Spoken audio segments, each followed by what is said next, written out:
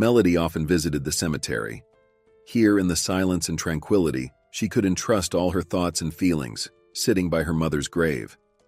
The girl would talk and talk about something, gazing into the distance, and it seemed to lighten her burden. It was as if her mother heard her, invisibly protecting, comforting, and giving her strength. Her mother passed away when Melody was just 10 years old. It was hard for the little girl to bear this loss. Even now, in her 20s, Melody carried that pain in her soul. Only when she came to her mother's grave did she find solace. Melody would come to the cemetery once a month, even in winter. Her father knew about it. At first, he would scold her, fearing for her emotional well-being, but then he realized that such visits didn't seem to cause any harm. He calmed down. Her father, in general, quickly moved on after her mother's death. Within a year, he remarried. At first, Melody didn't accept this new woman, but then her heart, which had endured so much, warmed to Mabel. She even tried to call her mom. She didn't understand why. Only Mabel halted this timid attempt. "What do you mean, Mom?" she said sternly. "My name is Mabel." And Melody, looking into her frightened eyes, nodded in agreement. Indeed, why would she be her mom? She only had one mother.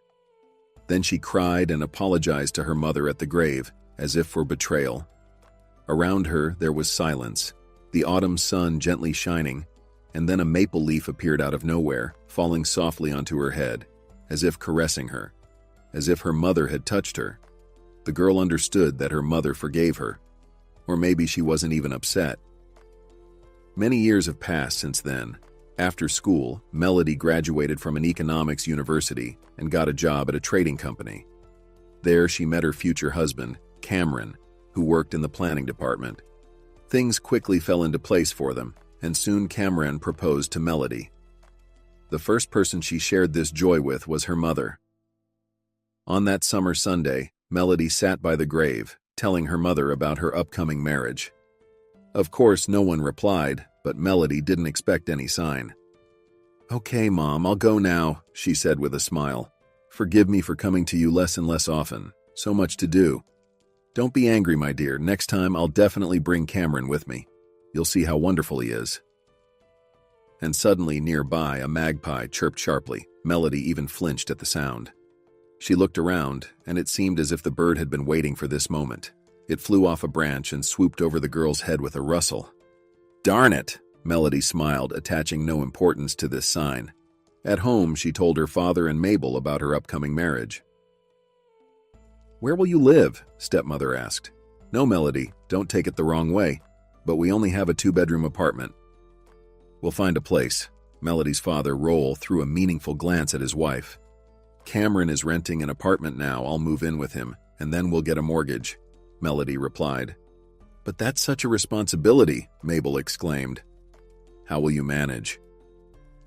"We'll manage," Melody affirmed. "And we'll help." Her father decisively nodded. "We'll help," Mabel agreed. Melody just smiled. Over the years that Mabel had lived with them, she had grown accustomed to her and didn't even take offense at her sharp remarks and words with undertones. Essentially, her stepmother was a decent woman and in some ways unhappy. After all, she never managed to have her own child. She treated Melody fairly well, perhaps even regretting the phrase she once said about her mom. But this topic was never brought up again, so for Melody, she remained just Mabel, her father's wife. She got along well with her dad, thank goodness. And the wedding? Mabel suddenly remembered. We'll need to order a dress, choose a restaurant, find a host, photographer. Oh, there's so much to do. Cameron and I decided to keep it simple, just sign the papers, that's all. Melody shrugged. Why all these expenses? I understand, but a wedding is an expensive affair, but such a day should be special, her father murmured. Melody shook her head and didn't reply. Of course, like any girl, she wanted a dress, a restaurant, and flowers, but Cameron convinced her that all of that was unnecessary. They needed money for the mortgage now. Less than a month later, Melody and Cameron got married. Cameron was a wonderful groom. He was handsome, always polite and attentive, and he wasn't lacking in intelligence. Moreover, he held a good position. Melody, on the other hand, was stuck in the economics department as a mere accountant, while Cameron was destined to become the head of the planning department in the near future. Melody and Cameron registered their marriage at the city hall, and yet Mabel and Roel came to congratulate them. They insisted on going to a restaurant, where they had already reserved a table. The newlyweds had nothing else to do, so they agreed. And in the restaurant, Roel brought up the topic of the mortgage. He asked how much they needed for the down payment, then handed them an envelope. "This is from us," he said, a little embarrassed. "Decide where to spend it yourselves, on the down payment or on your own needs. Well, it's our wedding gift to you." "Thank you, Daddy," exclaimed Melody, then immediately looked embarrassed. "But why? I know you have a small pension. We could manage on our own." "Father knows best. Take it," Roel said firmly, looking at his son-in-law. "And you, Cameron, listen. Don't hurt my daughter. She's my only one. I won't forgive you if you make her cry." "Don't worry, Roel, I love Melody. I promise to make her the happiest," Cameron promised, hugging Melody tightly. Some time passed, and Melody and Cameron managed to secure a mortgage and move into their own apartment.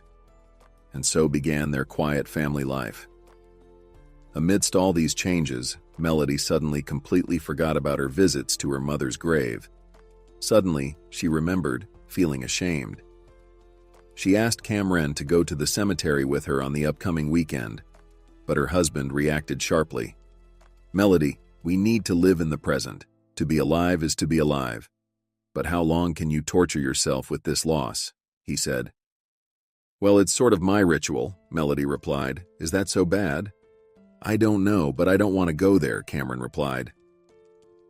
That night, Melody's mother suddenly appeared in her dream as she remembered her from childhood, young, with a slender waist, long blonde hair. Her mother stood as if in a mist, looking at her attentively. Melody wanted to run to her, but her mother shook her head, turned away and walked off, then turned back and pointed somewhere. Melody looked in that direction, and there was Cameron, cheerful and content. Her mother shook her head again and suddenly disappeared into the mist. Melody woke up with a sense of unease, but then, calming her thoughts, she decided that this dream was a sign. Her mother simply indicated who she should be with. Yes, Cameron was right. She needed to learn to let go of the past. Melody and Cameron had been living together for just over a year. She still worked in the accounting department, while his career was on the rise. As expected, Cameron was already the head of the planning department. Frequent business trips, meetings. Sometimes they could have lunch together in the office. Cameron came home late, tired. Melody tried to please her husband in everything, with a delicious dinner, perfect order, and attention. Cameron liked this situation. "You're my gold, not a wife," he would say with a smile, hugging Melody. And she would respond by snuggling up to her husband. Yes, they seemed to be happy. But one thought troubled Melody more and more. She still couldn't get pregnant. She didn't go to the doctor, hoping that a miracle would happen eventually. But it didn't. Then one day, something happened that turned their whole family life upside down. It was a Sunday. Melody and Cameron decided to spend it at home. Melody baked a pie, and they settled in the living room to watch a movie. Well, he watched with interest, while she pretended to be equally captivated by the plot. In reality, Melody would have preferred to watch a melodrama now, but she didn't want to argue with her husband. The doorbell rang. Melody glanced questioningly at her husband. He clasped his hands in supplication, as this would be the climax of the movie. She sighed, smiled, and went to open the door. Standing in the stairwell was a young, attractive woman, simply dressed, with a thick blonde braid down her shoulder. The girl was heavily pregnant, at least 7 months along. "Who are you?" Melody asked, surprised. "Does Cameron Hansen live here?" the stranger asked timidly. "He does. What do you need?" The girl hesitated, then placed her hand on her stomach. "I need to talk to him." A terrifying suspicion scorched Melody. How she wished she was wrong. And then Cameron peered out from the living room. His cry sounded bewildered. They both turned towards him in confusion. "Cameron, who is this?" Melody asked. "This? I don't know," he mumbled. "Miss, who are you?" The stranger widened her eyes in surprise, then her cheeks flushed pink. "Who am I?" she angrily retorted. "I'm the mother of your future child. By the way, it's going to be a girl." "A daughter?" gasped Melody. "Sweetheart, don't listen to this fraud," Cameron exclaimed anxiously. "I don't know her at all." "You don't know," the girl nervously said. "Then let's get acquainted again. I'm Constance, your classmate. You visited our village 8 months ago to see your mother. You met me on the street, showered me with compliments, and then came to see me in the evening. Should I continue, or do you remember now?" Melody stood still, unable to move. She remembered that Cameron did indeed visit his hometown 8 months ago. His mother lived in a distant village. Melody had never seen her. Cameron said she was ill, so she didn't visit. Melody wanted to go with him then, but her husband persuaded her not to. He said the journey was long, there was no comfort in the village, and Melody had a quarterly report due at work. Cameron supposedly needed to go to his hometown for work reasons, so he combined business with pleasure. But Melody never imagined it would turn out like this. "Cameron, let the girl come into the apartment and rest," Melody suddenly said, surprising even herself. Her husband looked at her with wild eyes, blushed, then suddenly smiled. "Well, let her in since you insist." Melody stepped aside and Constance walked past her, brushing her slightly with her belly. "Where to?" she asked. "To the kitchen, you can leave your shoes on," Melody replied. "I wasn't planning to take them off," Constance smirked. "As you can see, it's not very comfortable for me." In the kitchen, Melody poured the guests some tea, sat her down at the table, and then sat down herself. Cameron stood in the doorway the whole time, arms crossed, visibly nervous. To Melody's surprise, she felt calm. Her upbringing simply didn't allow her to be rude to a pregnant woman, even if she was her husband's lover. Lover? It felt a bit wild for Melody to realize this. She couldn't believe her husband had betrayed her. But at the same time, Constance's words sounded convincing, and Cameron suddenly stopped shouting that he didn't know this girl. Melody pushed the teacup closer to the guest. "You drink," she said, "and take some pie." Constance nodded in response, took a sip of tea, and took a bite of pie. "Delicious," she said, then smiled timidly. "I apologize for shocking you, but I don't know what to do." With each passing minute, Constance grew more embarrassed. Apparently, coming here was a spur-of-the-moment decision, and now she didn't know what to do next. Cameron remained silent. Melody was also at a loss, and Constance fell quiet too. The silence lingered. "So, are you sure your child is Cameron's?" Melody finally spoke. "Of course," Constance shrugged and added, "there were no others." "There were no others. Such things happen in your village," Cameron interjected. "Why are you like this?" Constance gently chided. "You know it's not true. Normal people live in our village, and I can't just be with anyone. We were friends in school, then we drifted apart. You went to the city and I stayed.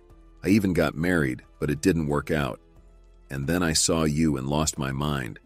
I knew you were married, your mom told me. But I couldn't resist. When you left, I sighed with relief. But then I felt that something was wrong with me. The doctor said it's been 5 weeks already. He asked if I would keep the pregnancy. How else? It's a child. It's alive. It would be a sin to get rid of it." "And is it not a sin with another woman's husband?" Melody asked grimly. "I apologize." Constance lowered her eyes, sighed. "Melody, I understand that my appearance is unexpected for you. I didn't want everything to happen like this. I would have never told Cameron that I'm carrying his child. A tragedy happened in my life. I lived with my mom. She was my support and anchor. But a month ago, she passed away, and I was left completely alone. I'm afraid I won't be able to raise the child alone. So I decided to let the biological father know that he'll have a daughter." Cameron snorted again. Melody sat there like a statue, staring blankly. Then she looked at the guest again. Essentially, this unfortunate woman would soon become a mother. Yes, she was flustered. And who was more to blame among them? Melody couldn't care less. But this woman carries Cameron's child if she can be believed. and Melody felt she could believe her. What to do next? "All right, I'll go. Now you know everything, Cameron. I have nothing to do here," Constance said, and she hurried to the exit, leaving her phone number on the table. She said she was going back to the village now, and when she gives birth, she'll definitely let them know. Melody stood up, escorted her to the door, then returned to the kitchen. There was an open bottle of brandy on the table. Cameron sat at the table, his head lowered. "Are you celebrating impending fatherhood?" Melody asked with trembling voice. "Cameron, do you realize what you've done?" He raised his head, looked at her with bleary eyes, and smirked. "I don't understand why you believe that fool. You didn't even pay any attention to me. All your attention was on her." "But you had something with her." "I did," Cameron slurred, "but I love you." "You betrayed me." "Melody, don't exaggerate everything. What happened?" "Nothing. I was there alone. Youth memories resurfaced, that's all. It's not cheating, just a call of nature." "A call of nature. Cameron, I'll stay at my father's place. It's hard for me to be in the same apartment with you right now." Melody headed to the door, mechanically grabbing the piece of paper with Constance's phone number that she left behind. "She said she'd let us know, but we didn't give her our numbers. Or does she know yours?" "She does." Cameron shrugged and poured himself another drink. "And why did she come here? Couldn't she just call me?" "She wanted to surprise you," Melody exclaimed, "and me too." Tears welled up in her eyes, and she rushed out of the kitchen, hastily grabbing some belongings, and stormed out of the apartment without saying goodbye to her husband. She couldn't stand seeing him anymore. He behaved as if he was the one offended. Seeing his daughter on the doorstep of his apartment, Roel frowned. "Did he upset you?" "If only he did," Melody sobbed and threw herself into her father's arms. Usually reserved in her emotions, Melody was now overcome with hysteria. She told her father about her husband's infidelity, about his pregnant lover. Roel listened, growing darker with each word. Mabel stood nearby, seeing and shaking her head. "Divorce that scoundrel," her father finally said. "Dad, but I love him," Melody said through tears. "And we were doing so well before this." "You were doing well? Yet he was cheating on you. And who knows how many Constances he had." Then Mabel chimed in. "Roel, wait. Life has its ups and downs. We all need to calm down, including us. Yes, Cameron messed up, but, after all, aren't all men like that?" "I've never cheated on you in my life," Roel blushed with indignation. "I believe you. But remember how we started living together. You buried your wife, and not even a year passed before you brought me into the house. Do you think it was easy for Melody? And the neighbors, they were gossiping." "Mabel, that's different." "Yes, it's different, but my point is that you can't generalize everything. Even if Cameron did cheat and this child is his, it doesn't mean Melody has to ruin her family life." Roel just waved his hand and went into the living room, and Mabel made tea for Melody in the kitchen, then escorted her to her room. Melody collapsed on the bed and fell into a deep sleep. In the morning, she realized where she needed to go, to her mother's grave. There, her thoughts would calm down, and there she would find the right decision. Melody called in sick to work, deciding to spend the day alone, in silence. The young woman sat by her mother's grave, mentally speaking out everything that had accumulated in her soul. She believed that her mother could hear her. The weather was clear and sunny, the end of August, with a gentle breeze softly tousling her hair, as if soothing her. Looking at her mother's gravestone so dear and beautiful, Melody whispered, "Mom, how do I forgive him? And should I?" If her mother had said something or given a sign, Melody sincerely believed that it was possible, but nothing happened. Melody remembered her childhood, youth, and marrying Cameron. It might have been modest, but the feelings were real. Or were they? Melody couldn't find an answer. She stood up, sighed, and walked away. And then, at the cemetery gates, she ran into a middle-aged woman and a 10-year-old boy. "Let's go, son, let's put flowers on Grandma's grave," the woman said. Hearing this, Melody froze. She looked at the two of them and realized what she needed to do next. The most important thing for a woman is her child. And right now, she shouldn't be thinking about pregnant Constance. After all, Constance was an adult and responsible for her own actions. Let her have this child, but Melody needed to think about herself. It was high time to see a doctor and figure out why the long-awaited pregnancy wasn't happening. Melody was sure that the doctors would find out, prescribe the right treatment, and she would have her own child. And then, nothing would be able to destroy her family. As for the child from Cameron's affair, let it be born healthy. She would accept this girl as Cameron's daughter. She would even send gifts. What else could she do? The child was innocent in all of this. But now, the main thing was to take care of her health. Yes, she definitely needed her own baby. In her father's apartment, Cameron opened the door for Melody. He held flowers in his hands. They stood there, silently looking at each other. And then, Cameron fell to his knees. "Melody, darling, forgive me," her husband pleaded. "I can't live without you. I swear to you that connection with Constance was some kind of confusion. I'm ashamed. Yes, I can't change anything, but I don't want to lose you." "Cameron, get up. You don't have to," Melody said quietly. "What do we do now? It is what it is. Let's just keep living." "Do you forgive me?" "I forgive you." Cameron sprang up, extended the flowers, embraced her, and Melody, leaning on his shoulder, thought, "Everything will work out for us. We love each other." "Cameron, I've been thinking that it's time for us to go to the hospital, at least for me." She raised her head and looked questioningly at her husband. "Are you really sick? The girls from the accounting department told me you were sick." "No, I just said that. It's about something else. I think it's time for us to have a baby." "My darling, of course," Cameron smiled. "That's all I dream about. And as for this child of Constance's, don't worry, I don't need him." "Don't say that," she frowned. "The child is not to blame. We will help this little girl, and when our child is born, they can interact." "You are so wise," Cameron exclaimed with admiration and hugged Melody again. "How lucky I am to have you as my wife."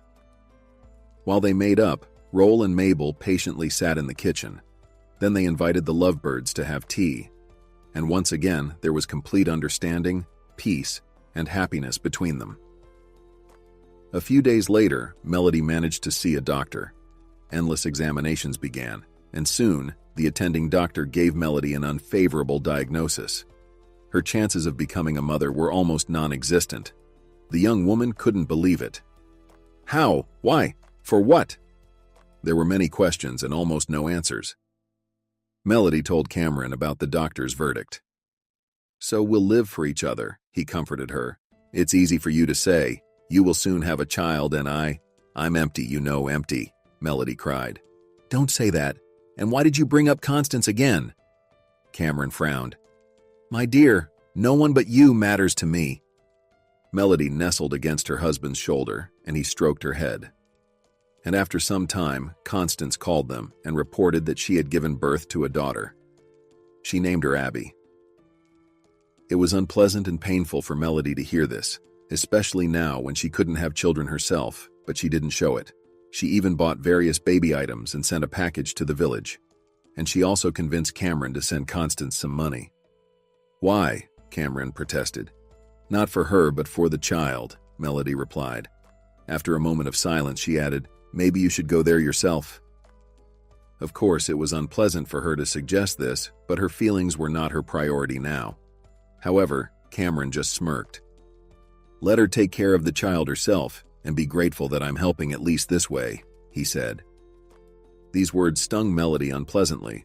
She should be happy that her husband stays by her side, but Cameron's attitude towards his own child was too dismissive. 3 years had passed. During this time, Cameron had never once visited his hometown. Melody hinted several times that maybe he should go and visit his mother. "Well, I'll go with you," she would say. But Cameron sharply replied that they had no business there. Occasionally, Cameron's mother would call him. Mrs. Hanson mostly spoke to her son. Melody only passed on greetings. For some reason, Cameron was against their communication. At first, Melody found it surprising, but then she stopped paying attention. One evening, Mrs. Hanson called Cameron. He had just settled down to rest after dinner when the phone rang. "Yes, Mom, I'm listening," he said, surprised. "Why are you calling so late?" Mrs. Hanson said something to her son, and his eyebrows climbed higher and higher. "Can't you just spend some time with her?" he said sharply into the phone. She's your granddaughter, after all. I have work, you understand? Can't you pull yourself together for a week?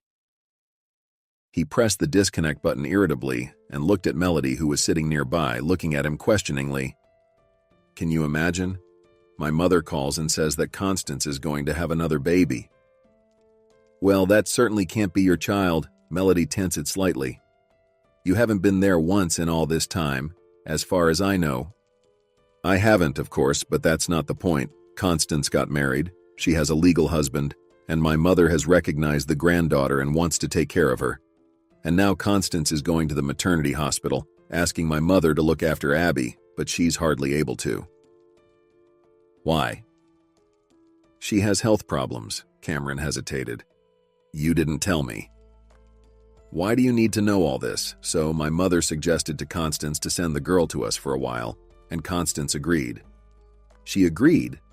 Melody was surprised. Don't we need to be asked about this? And I'm thinking the same. We're practically being told after the fact, like, come and pick up your daughter, she's yours.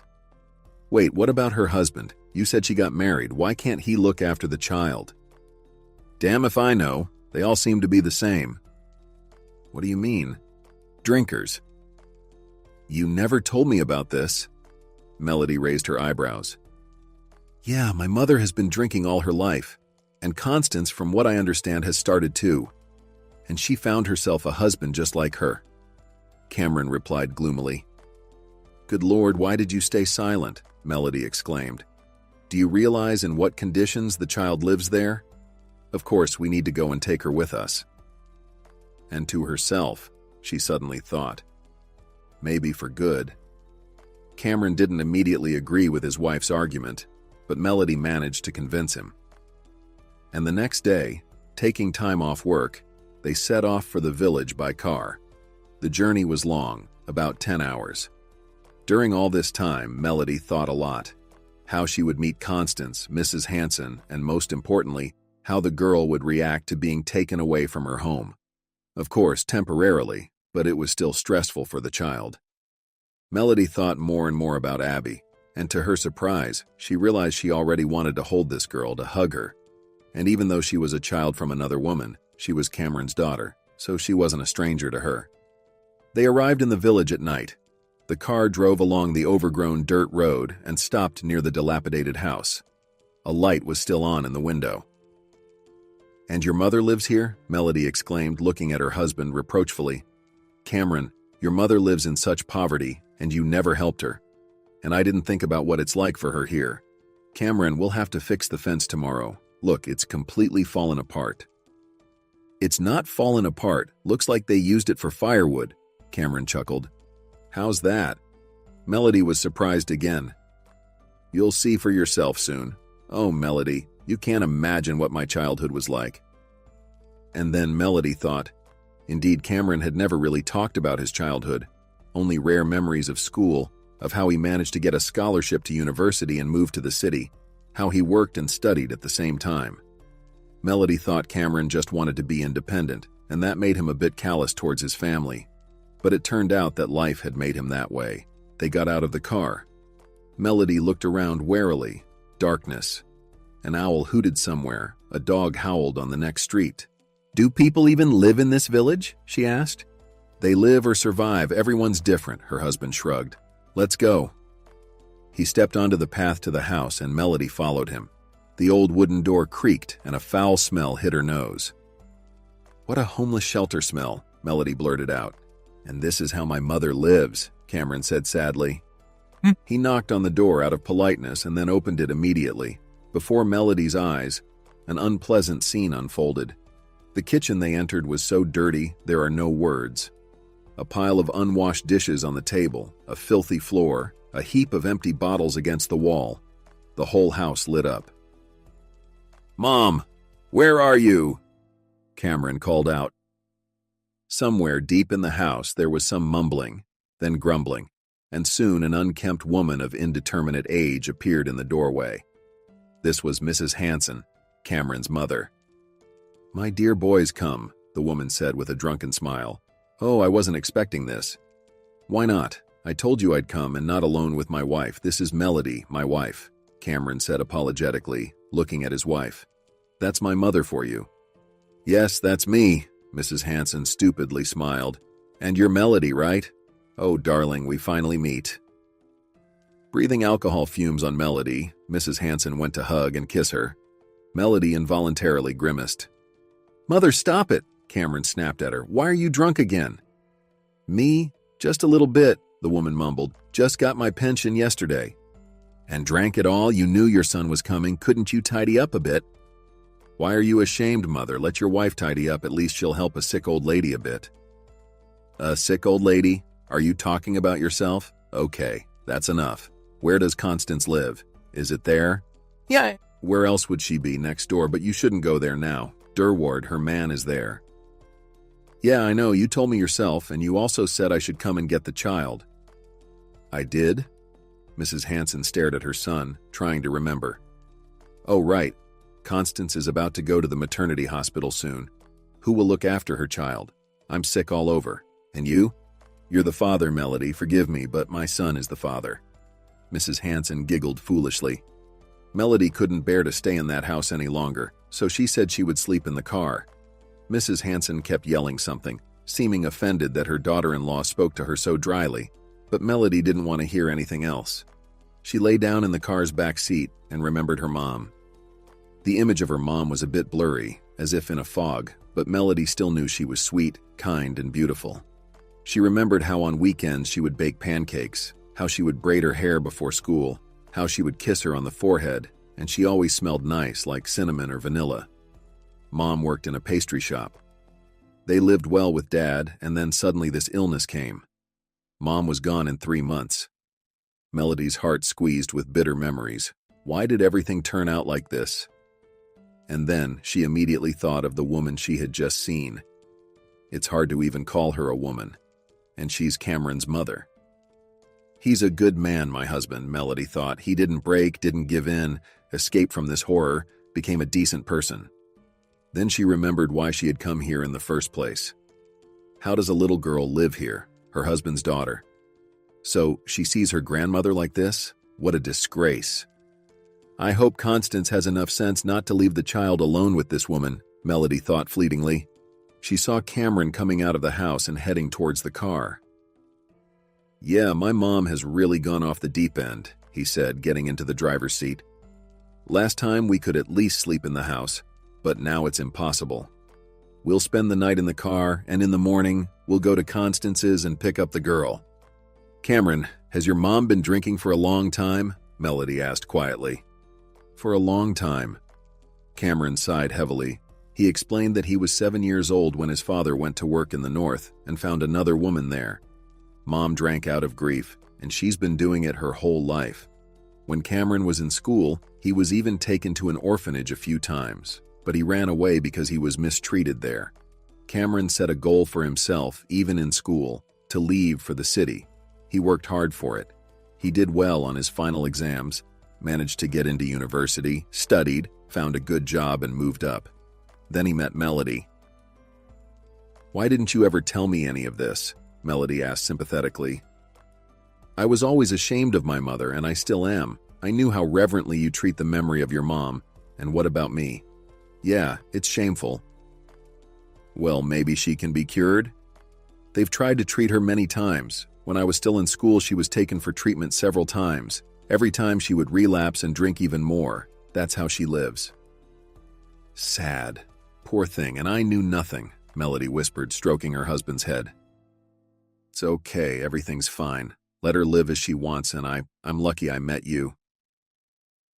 He kissed her hand. They talked a little more and fell asleep. The dawn broke, and Melody opened her eyes. Cameron was asleep, leaning back slightly in the driver's seat. Well, what a night it had been. Every joint seemed to ache from the uncomfortable position of her body. Melody stretched and yawned. Cameron stirred, yawning loudly, and turned to Melody. How did you sleep? He asked with a smile. Don't even ask, Melody chuckled. Very uncomfortable.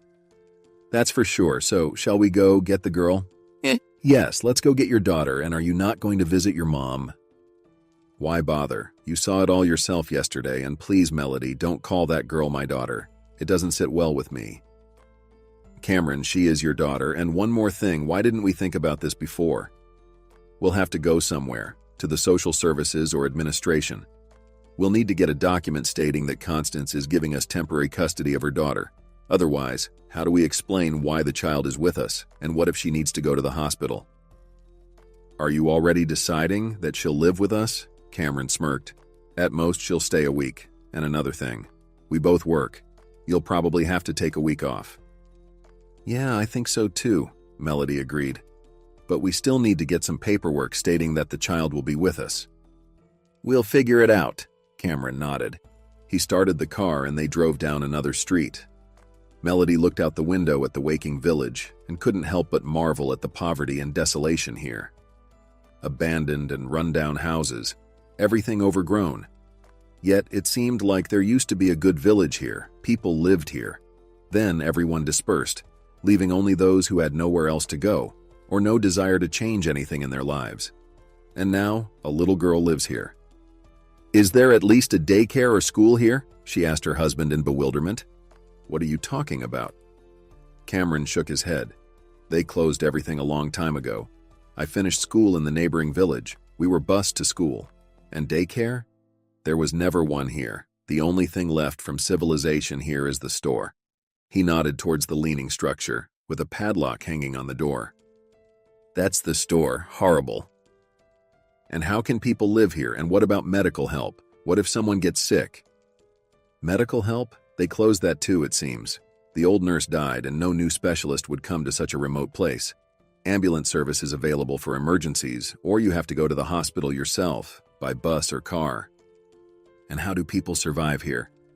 They don't live, they exist, Cameron grimly replied. It's their own fault. Take, for example, my mother. If she didn't drink, she would have moved away long ago. She was offered a house in the neighboring village for free a few years ago. Just needed some repairs, but she didn't want to. And you knew and didn't help? Cameron, I'm amazed. You didn't tell me anything. Yeah, I didn't tell you because there was no need for you to know all this. And I didn't help her for one reason. She would have turned everything into a mess even in a new place. So they arrived at the needed house. It wasn't exemplary either, old and shabby. But at least the fence was intact, and there was even a flower bed in the yard. Despite the early hour, there was noise coming from the house, shouts, and the sound of children crying. Melody and Cameron exchanged glances and got out of the car. They hadn't even opened the gate when the doors of the house burst open with noise, and out came a disheveled Constance. She was wearing only a nightshirt, her long hair disheveled. "People, look what's happening," she yelled. "My husband wants to kill me." Cameron froze in place, holding Melody's hand, like there's no need to go there, let them sort it out themselves. Following Constance, a skinny man appeared at the doorway and stretched out pants. "Who touched you, idiot? I just asked why there's no food," he shouted. "Go inside and sleep first." "Am I drunk? Is that what you're saying? You're just the same. And when would I have cooked? When we were celebrating your birthday until late at night," Constance retorted. "So what did we celebrate with? Is there really no food left from the celebration?" Melody suddenly interjected. Constance, upon hearing a foreign voice, froze for a moment, then turned and stared at the guests. "Wow, who came? Oh, it's Cameron with his girlfriend." What, Cameron finally decided to take a look at his daughter? She sneered. "Constance, we've come to take her until you give birth to the second one," Melody replied. "We were told you wouldn't mind." "Not mind," said the drunken man. "Why bother? Take this child, maybe forever." "What are you deciding for me?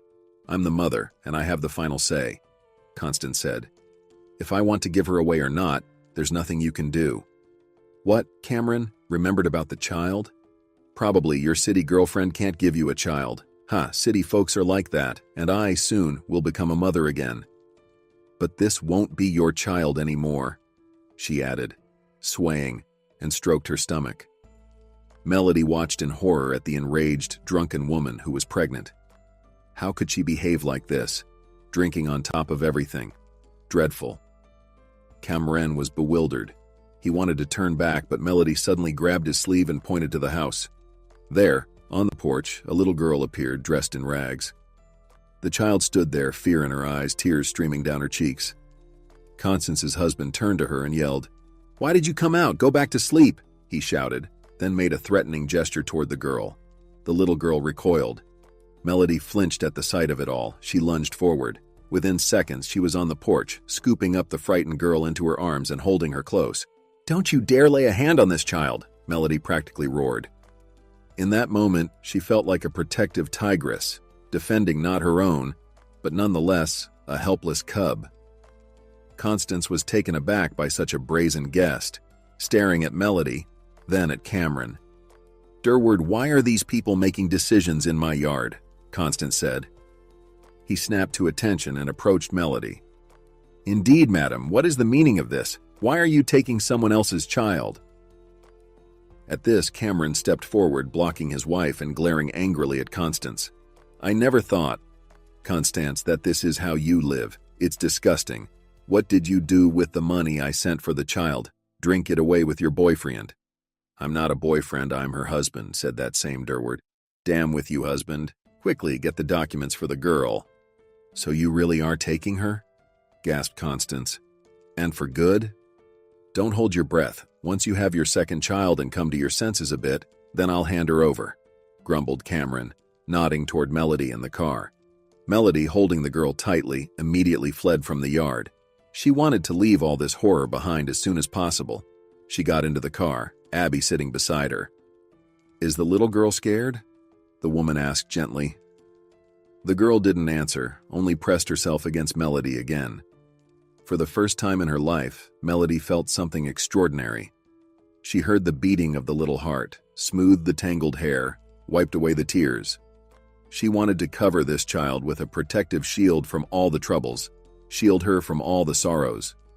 Perhaps this was maternal instinct. Cameron finished his conversation with Constance about something, then also got into the car. "All right, I have the girl's documents. Let's go," he said. "Melody, you're right. We need to go to the authorities. What will they say to us?" "Essentially, the girl is nobody to me." "Abby," Melody said quietly. "What?" Cameron turned to them in surprise. "The girl's name is Abby." "Oh, right, I just can't get used to it yet." "That's understandable.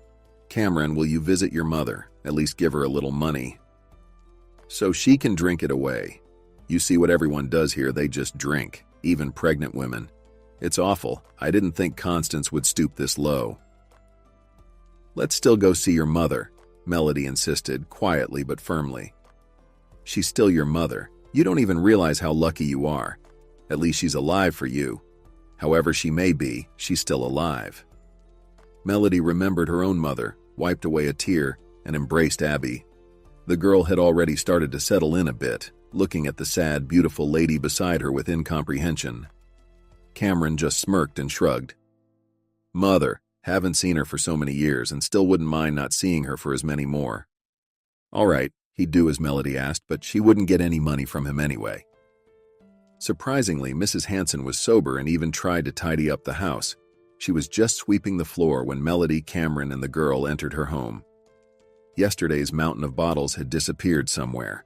Seeing the guests, the woman threw up her hands. "Oh, my son, Melody, come in. And who's this with you, my beloved granddaughter?" Abby boldly approached Mrs. Hanson, who hugged and kissed her. "My dear, sweet girl," Mrs. Hanson said, stroking Abby's tousled head. "You must be hungry. I'll make something for you." "No need, Mom," Cameron interjected sharply, wrinkling his nose in disgust. "We're leaving already. Just stopped by for a minute." "How come, son? We haven't seen each other in 3 years or more. Sit down at least. Tell me how you've been. Melody, let me have a look at you. What a wonderful wife you have." Mrs. Hanson smiled at Melody, who smiled back. On one hand, she shared her husband's mood, but it was still uncomfortable. After all, it was his mother.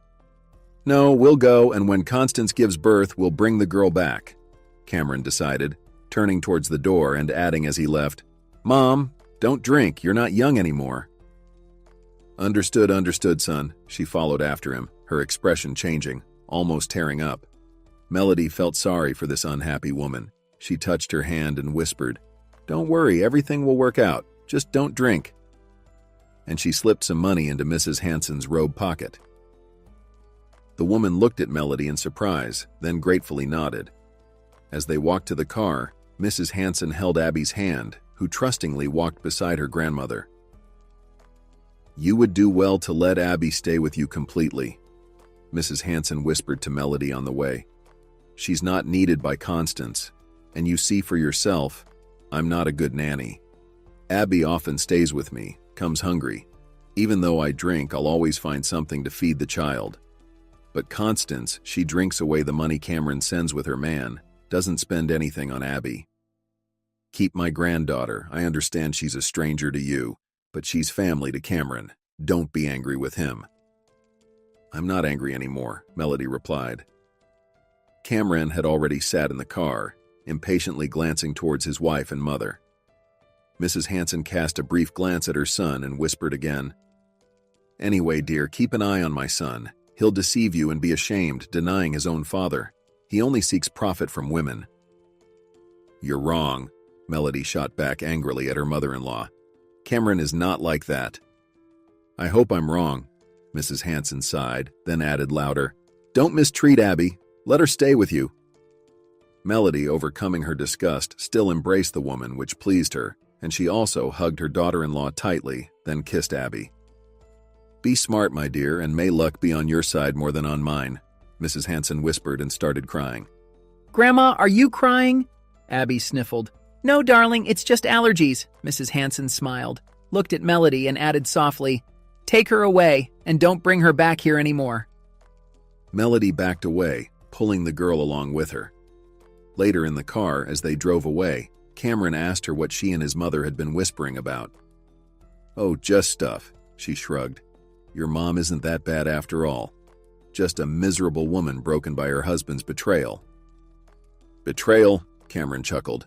"Then half the country should be drinking. So many husbands leave their wives." "But you're not going to leave me, right?" Melody asked thoughtfully. "Where did you get that idea?" Cameron laughed.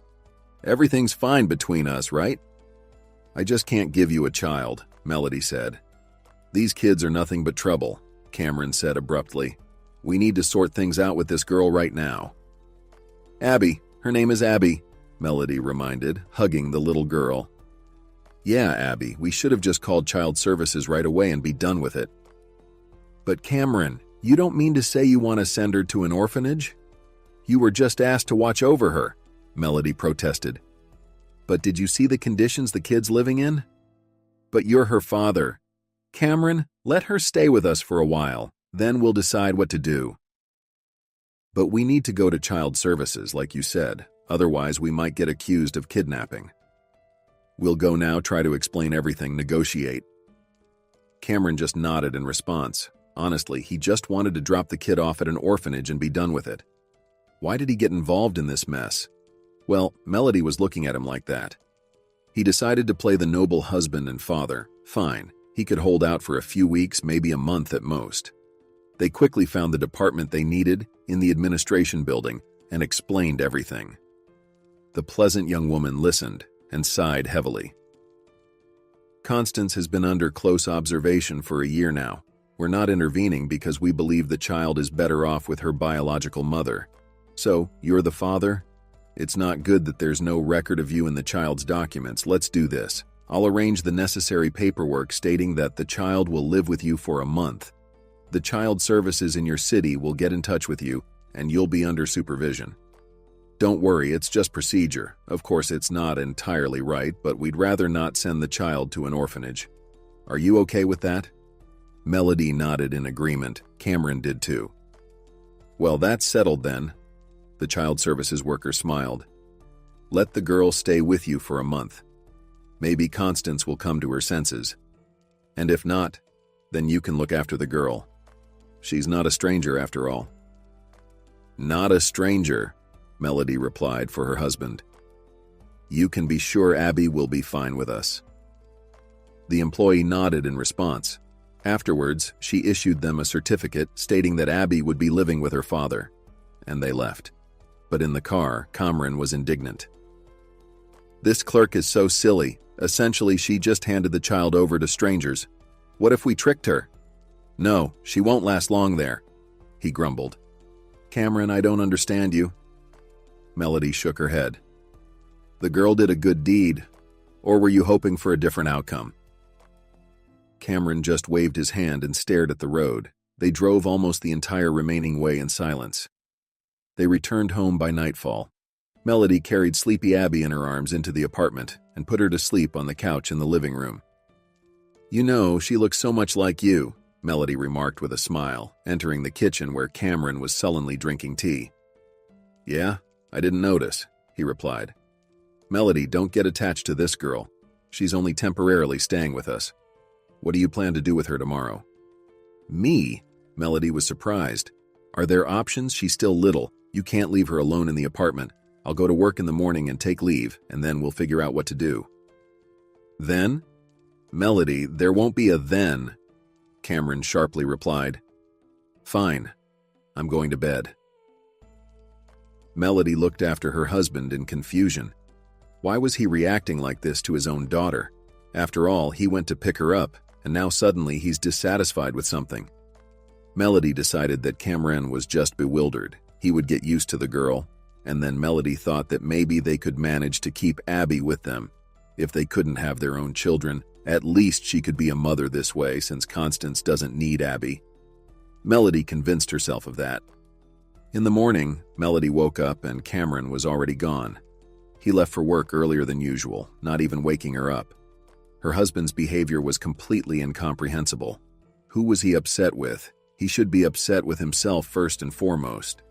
Melody peeked into the living room. Abby was asleep, curled up on the couch. Melody couldn't help but smile. My, she's so small and cute. Melody snapped out of it. She had to go to work too. She had hoped that Cameron would spend some time with the child in the morning while she went to ask her boss for leave. But her husband had already left. I'll have to wake Abby up and take her with me, Melody decided. She went to the kitchen, prepared breakfast, and went to wake the girl up. Sweetheart, wake up, Melody said gently, stroking Abby's head. The little girl suddenly startled and opened her eyes in fear. Then she quickly sat up on the couch, tucked her legs under herself, and continued to stare at Melody without blinking. Sweetheart, what's wrong? The woman said with surprise. I'm Melody. Did you forget? We came to our place yesterday, and for now, you'll be living with me and... Daddy. Daddy? Abby repeated. But where's Mommy? We'll take you to Mommy when your little brother or sister is born. No, please don't, the girl cried. Don't take me to her. She's mean. She yells and hits like this. Abby waved her hand several times in the air. Melody's heart sank at the sight of it. She hugged the girl and kissed her on the forehead. Don't cry, darling. I'll try to think of something, the woman whispered softly. But she wondered what could she do. Constance hadn't lost her parental rights. Cameron, Abby's biological father, almost avoided his daughter, and she, Melody, who was she to this girl? Nobody. And the girl was so good, so smart. She was only 3 years old, and yet she spoke so clearly, and hardly anyone had likely worked with her deliberately. But if Abby were returned to Constance, she would mistreat her, scare her. What to do? Melody decided she would think about it a little later. For now, she needed to get ready for work. Abby, have you ever been on the subway? Melody smiled. What's that? The little one asked, surprised. It's a train underground. The girl thought for a moment, furrowing her brow. Melody realized that Abby had probably never seen a train in her little life, let alone one underground. Okay, you'll see for yourself soon, but for now, let's go wash up in the bathroom and then we'll have breakfast. In the bathroom, Melody gave Abby a fluffy towel, a children's toothbrush shaped like a rabbit, strawberry-flavored toothpaste, and soap in the shape of a dolphin. At first, the girl took all this with caution, but then she enthusiastically brushed her teeth, washed her face, wiped her happy face with a towel, and Melody couldn't help but admire her. In the kitchen, Melody placed a plate of pancakes in front of Abby. The girl enjoyed her meal, remembering to thank Melody at the end. These things are delicious, she said. These things are called pancakes, Melody smiled. All right, sweetheart, let's get ready. We're going to take the subway to my work. But what to dress the girl in? Melody looked through the clothes that Constance had packed for Abby and realized that there was nothing decent. Everything was old and worn out. Melody shook her head. What Constance did spend Cameron's money on? It turned out, on alcohol. In the end, she chose relatively normal jeans, a sweater, and dressed the girl, braiding her hair. It had been so long since she had done this. Melody combed the girl's hair, remembering how her mother used to do the same in her childhood. It seemed like she still felt the touch of her mother's hands. Then, when her mother was gone, she tried to braid her own hair. It didn't go well at first, but she got the hang of it eventually. And when Mabel appeared in the house, she occasionally braided Melody's hair too. But the girl didn't feel any special love during those times. It seemed like her stepmother was pulling her hair on purpose. Or was it just an illusion? Overall, Mabel wasn't that bad. Melody sighed. With the final manipulations, the braid was ready. She admired it. And it turned out quite well. Little Abby, content, twirled in front of the mirror. Soon they were riding the subway. The little girl, clinging to Melody, looked around with interest. She was a little afraid of everything new and unknown, so she pressed closer to Melody. And Melody, feeling the warmth of the girl next to her, the beating of her heart, felt that something new, something unknown, was born in her soul. Entering the office with the girl, Melody went straight to the boss. Julia, a colleague from the office, raised her eyebrows when she saw her. "Hey dear, are you skipping work today?" she greeted. "Hey, yeah, something like that. I'm going to the boss." "Why?" "I want to take a leave." "Melody, the quarterly report is due soon." "I'll manage before the quarterly report." "Really? Well, okay. And who do we have here?" Julia leaned over to the little girl and patted her head, then straightened up and asked Melody in a lowered voice, "Is this Cameron's daughter?" Melody silently nodded and continued walking under her colleague's scrutinizing gaze. Now she knew that as soon as she left the boss's office, the whole office would know that Melody had brought her husband's lover's daughter to the office. But she was to blame herself once she confided in Julia, told her about Constance and about the girl and about their intention to take the girl in for a while. She hadn't expected Julia to be such a gossip, but she spread everything Melody told her all over the office. The secretary in the reception area also looked surprised at the newcomers. "Melody, who is this child? You know that children shouldn't be here," the secretary said. "I know," Melody said softly. "But there was no one to leave the girl with. I urgently need to talk to Mr. Crooks about this." "I don't know if he'll see you," the secretary said skeptically. "He needs to be at the hospital in an hour. He'll be leaving soon." "The boss is sick?" Melody worried. "I don't know," the secretary replied. "Well, I'll try asking. Maybe he'll find a minute for you." Melody knocked on the boss's door and peered in. Mr. Crooks, seeing her at the door, invited her in. Melody entered with Abby, who shyly clung to the woman's leg. Mr. Crooks was seated behind the desk. Melody noted that the boss looked somewhat sickly. She hadn't seen him in probably a week, and now it seemed like he had lost some weight. "Melody, hello. Do you have something urgent?" the boss asked. "Mr. Crooks, yes, I need to take a leave. I'm sorry, it's urgent. I have, you see, a child." "A child?" Mr. Crooks said, surprised. "Oh yes, I heard about your situation." "Julia did her best," Melody said with a sad smile.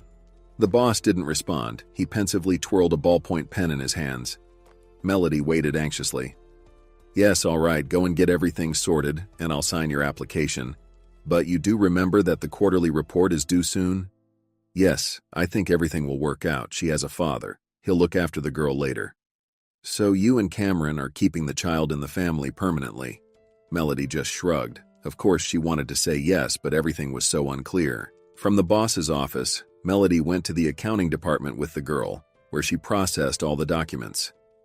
The chief accountant, of course, pursed her lips, but agreed to let her subordinate go, since the boss had allowed it. "What's up with Mr. Crooks?" Julia whispered to Melody. "They say he's seriously ill. His secretary let it slip. We might have a change in leadership soon." "What are you talking about?" Melody gasped. "And who?" "His wife. Will suffer even more with her in charge." Melody didn't reply. She had only seen Mr. Crooks's wife a couple of times. She remembered she was a large, unpleasant woman, seemingly older than the boss. God forbid if she took control of the company. Although it was to be expected, after all, the business essentially belonged to her. She inherited it from her father, and her husband simply managed everything. The boss was wonderful. Melody liked that he was always fair, never raised his voice, and was very kind. Hopefully, Mr. Crooks's condition wasn't serious. Melody said goodbye to everyone in the accounting department and, picking up Abby, went to her husband's office. The girl sat happily in her arms, as the ladies in the accounting office had given her chocolate and an apple. They even gave her a notepad. They peeked into Cameron's office. He was studying some document. "Melody?" Cameron was surprised to see his wife. "Why did you bring the girl here?" "And who else would I leave her with? She's still little. I've submitted a leave request. We're going shopping with Abby," Melody explained. "Why?" "We need to buy Abby some things." "Melody, why spend money?" Cameron wrinkled his nose disapprovingly. "I'm already helping her mother." "But you should have seen the stuff she sent with the girl. We need to dress her up. She's such a beauty." Melody smiled at Abby and kissed her soft cheek. The girl shyly smiled back and looked cautiously at Cameron. She was a little afraid of him, still getting to know him. Cameron furrowed his brow again, saying he had a lot of work. "All right," Melody smiled and looked at the little girl. "Shall we go, Abby, and not bother Dad?" "Not bother Dad," Abby repeated. Melody picked up the girl again and left the office. Cameron didn't even bid them farewell. He was completely absorbed in his work. In the children's clothing store, Melody bought many beautiful outfits for Abby, dresses, sweaters, and pants. They also bought lots of hair clips, rubber bands, and bows. Additionally, Melody picked out a doll, slightly smaller than Abby herself. She noticed how the girl looked at it but didn't dare ask. In general, Melody noticed that Abby didn't ask for anything. She was very shy, apparently. She wasn't used to the idea of being bought things at all, and only when they were leaving the store did the little girl whisper, "Miss Melody, is all this for me?" "For you, darling, for you," Melody laughed. She felt so good she didn't even realize how enjoyable it was to buy children's things and how nice it was to give them. When Abby heard the answer, she smiled happily. Yes, she liked this beautiful lady more and more, who was nothing like her mom, who was always yelling. Returning home from the store, they met Roll and Mabel by the entrance. They already knew that their daughter and son-in-law had gone to pick up the child, so they decided to come themselves to see who they had brought. Roll didn't like the idea of his daughter temporarily caring for someone else's child, but did anyone listen to him? However, Mabel was very eager to meet the little girl. She already called her granddaughter. "Is she really your granddaughter?" Roll frowned. "She's a complete stranger to us." But Mabel just waved it off. "What's the child's fault?" And when they saw the girl at the house, both Roll and Mabel involuntarily smiled. Abby was like an angel. "Hello, granddaughter," Roll said first and handed the girl a plush bunny. "Caught it on the way?" Abby blinked her eyes, hugged her toy tightly, and shyly smiled in response. Mabel just smirked.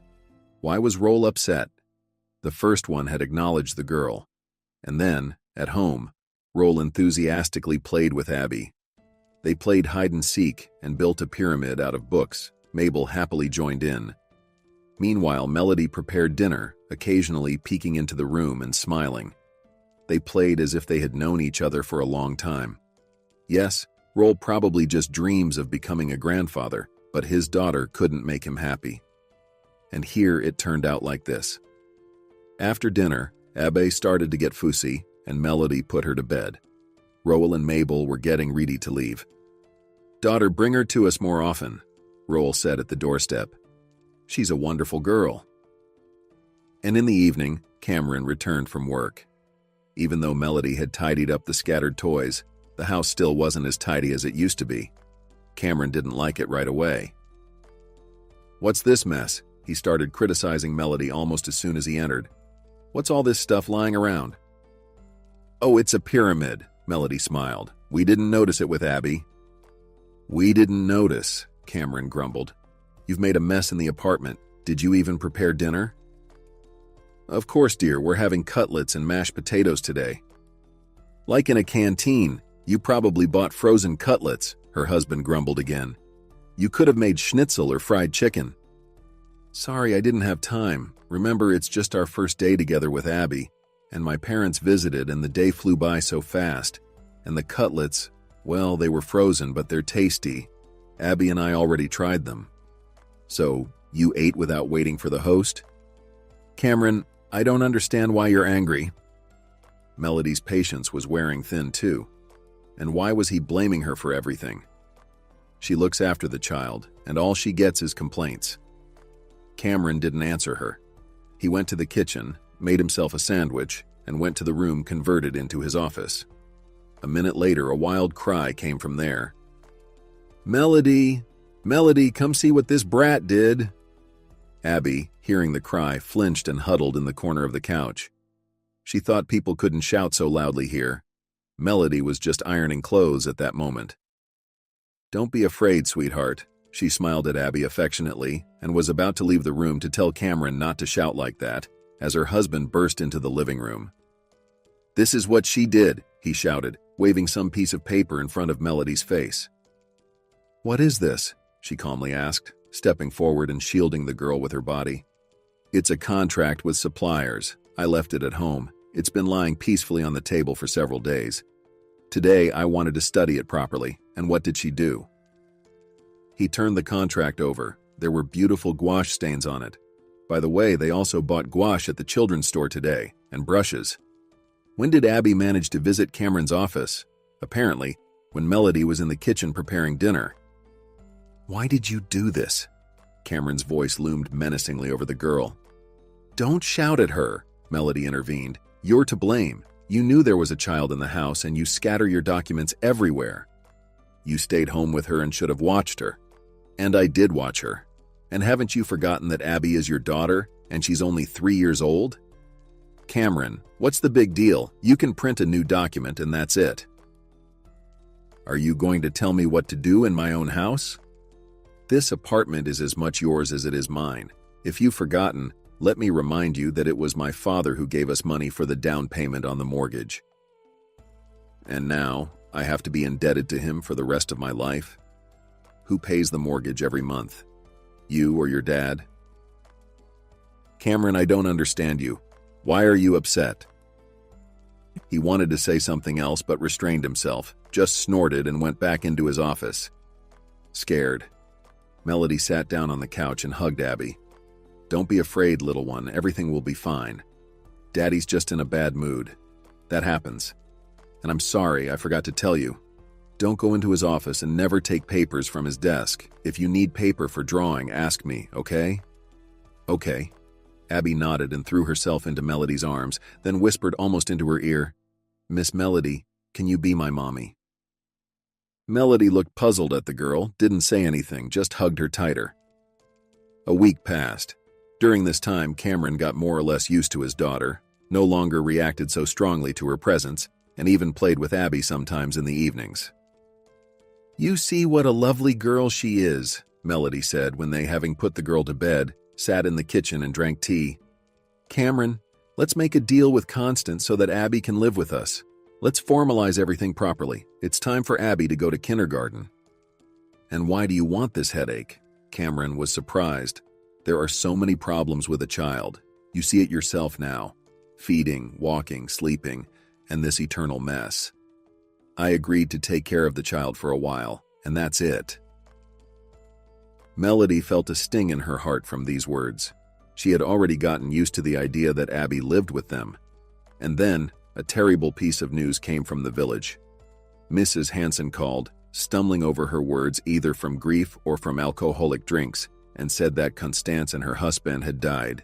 He took her to the maternity hospital on a motorcycle, and the motorcycle was old and unreliable, and Constance's husband was clearly drunk. They went off the road and that was it. Cameron, hearing this, fell into thought. Where to put the girl now? Melody, however, perceived the whole situation differently now. Now Cameron would definitely agree to take Abby, and they would be a complete family. Of course, they still had to go to the guardianship authorities, gather a bunch of documents, but Melody was already prepared for that, and even started calling Abby her daughter in her mind. Another week passed. Melody took care of Abby and hinted to Cameron several times that it was time to go to the guardianship authorities to formalize everything for the girl officially. Cameron, the girl needs medical supervision, timely vaccinations, and it's time to enroll her in kindergarten, Melody said to her husband, not for the first time. So you've already decided everything for the both of us? He said grimly. I have a lot of work piled up right now. I'm swamped. I don't even have time to catch my breath. Yes, but it's time for me to go back to work too, Melody reminded him. Who will we leave Abby with? I regret 1,000 times over taking her in, Cameron answered with bitterness. All I hear is Abby, Abby. Do you even remember that she's not your child, actually? Cameron, why are you like this? Melody said reproachfully. Okay, sorry. It's just that work is really tough right now, so I lose my temper. And what else happened there? Mr. Crooks got sick. His wife is covering for him now. Cameron explained that Mrs. Crooks had set her own rules at the firm. She demands a lot, sometimes the impossible. Many employees are at their wits' end. Cameron manages to cope. He found common ground with the new boss. But some employees don't want to work under her leadership. Several people have already quit. Well, and what about the girls from the accounting department? They haven't called me, haven't said anything. Melody was surprised. You have such dramas there, and I don't know anything. The accounting department has gone quiet, Cameron chuckled. Yes, it's time for me to finish my vacation. I need to go help the girls, but what should we do about Abby? Maybe until we sort everything out, we should hire a nanny. A nanny? Am I a millionaire? No. What do you suggest then? Cameron didn't answer. He went back to his office, and Melody went to Abby. The girl was already asleep, hugging her plush rabbit, and then it dawned on Melody. Why not ask her father and Mabel to look after the little one, since they've all become very close? Melody decided that she would go to her father in the morning and offer to be Abby's nanny. She planned to take Abby with her, but in the morning the girl was being stubborn, didn't want to get up. It was Saturday. Cameron was also at home. Melody asked her husband to look after the girl, and she herself went to roll. She didn't want to discuss such matters over the phone. As Melody expected, her father Mabel liked the idea, especially Mabel. She enjoyed spending time with the little one. Actually, daughter, don't drag it out. Formalize the documents for the girl, her father advised. First, you probably need to do a DNA test between Cameron and Abby to prove the relationship. Yes, I think so too, Melody agreed. Thank you. They sat with their parents for a little while longer, chatting about this and that, and a couple of hours later, Melody went home. On the way, she stopped by the mall. A few days ago, she had spotted a cute dress for Abby, and today she decided to buy it. And she also stopped by the bakery and bought a keiki. After that, a satisfied woman went home with her purchases. I'm home, she shouted as she entered the hallway. Cameron, Abby, let's go to the kitchen for tea. To her surprise, she was met with silence. Melody walked through the rooms, even checked the bathroom. No one was there. Strange. Where did Cameron go with the daughter? He hadn't mentioned going anywhere with daughter. Yes, mentally, Melody increasingly referred to Abby like this. Maybe he went to work? Most likely.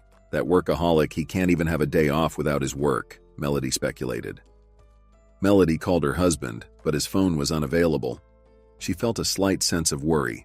To distract herself a little, she decided to tidy up the house while waiting for her husband and Abby. She started with the living room, which they had turned into something like a nursery. To her surprise, she didn't find some of Abby's things. There were no documents either, and also the plush rabbit that Roll had given, which had become the girl's favorite toy, was missing. Melody dialed her husband's number again, but his phone was still off. The woman decided to go to the office. There was hope that Cameron and Abby had gone there. But why did he take the girl's clothes and documents?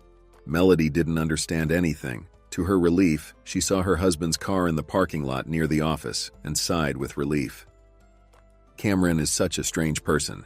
He must have wanted to work, so he took Abby and her wardrobe just in case, she thought. Melody quickly climbed the stairs. At the entrance to the office, she was met by the guard. Melody showed her pass. The man seemed flustered. "Michael, what's wrong?" she asked. "Melody, I'm sorry, but your pass is invalid," he replied. "What do you mean?" Melody was surprised. "I've only been away for 3 weeks. I'm still on vacation, but that doesn't mean my pass is invalid." "But it is. It's the new owner's order. You've been fired. I've been instructed not to let you into the office." "What nonsense. Why didn't I know about this? And my husband didn't say anything to me.